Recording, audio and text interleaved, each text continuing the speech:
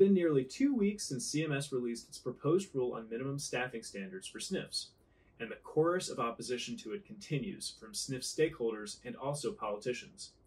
The chairman of the House Ways and Means Committee, Republican Congressman Jason Smith, said this one-size-fits-all deal would ripple through local communities, siphoning staff away from other facilities in desperate need of personnel, such as hospitals and hospice facilities, worsening already chronic staff shortages.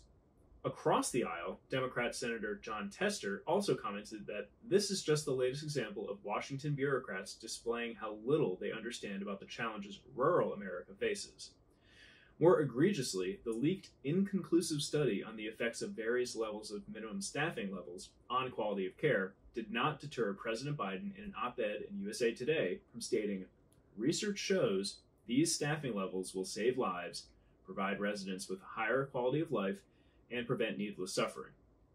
That prompted the American Healthcare Association, or AHCA, to say it is unfathomable that the Biden administration is proceeding with this federal staffing mandate proposal, especially when just days ago we learned that CMS's own study found that there is no single staffing level that would guarantee quality care.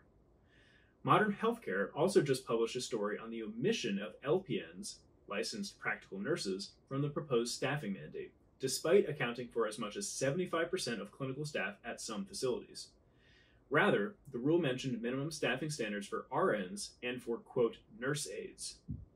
AHCA also responded to that, saying that the exclusion of LPNs demonstrates how minimum staffing requirements are inherently flawed and archaic healthcare policy.